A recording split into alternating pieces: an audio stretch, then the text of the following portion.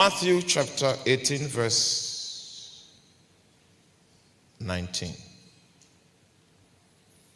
Jesus now says, again, I say unto you that if two of you shall agree on earth as touching anything that they shall ask, it shall be done for them of my Father which is in heaven.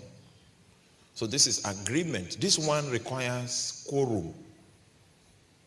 The minimum baseline here is 2. It's also applicable to 3, 4, 5, 6, but it cannot be less than 2. Whereas the first principle can be operated by one person. But this one cannot be. Because this one is predicated on a principle. And the principle that is predicated upon is what we call a body. Huh? You cannot have church with one person. It has to be a body, more than one person. And there are rules, there are possibilities that are bound when two people are available subscribing to a spiritual authority. There are some possibilities that are bound toward them. So he's telling us in verse 19 what we can do with that kind of potential. If 2 or 3 shall agree as touching anything they may ask, it shall be done of my Father which is in heaven.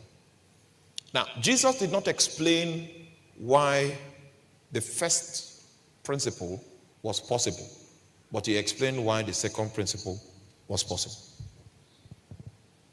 And the effort I'm making tonight is based on the second principle, so I'm not going to explain the first one. What was Jesus' explanation for the efficacy of the agreement between two people? 2 or 3? Let me read again. Again, I say unto you that if 2 of you shall agree on earth as touching anything that they shall ask, it shall be done for them of my Father which is in heaven. Why?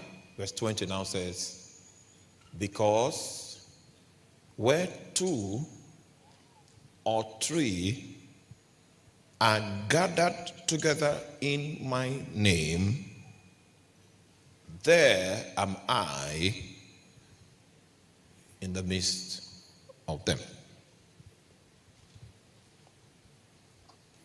That's a big matter. I think I need to explain verse 20 before I explain verse 19. Where 2 or 3 are gathered in my name, me, the things they do are the things that I ask them to do. Because this arrangement is about me, it's not about them. Have you been in a situation where you were sent to represent somebody to deliver a speech on behalf of somebody? How many of you have been given that privilege? The person writes out his speech and he gives you to go and read out. Is the person that is speaking through the letter, through the speech, but your vocal cord is what is being borrowed to use to deliver the message. You are not part of the message. You are not even so important. You are just a delivery personality, reading out the will and the wishes and the intentions of someone that is written on paper. There is little or nothing you can do to edit the content of that letter. You don't even have that authority. Because if you edit it, it means it's no longer the person's message. That's what onoma means.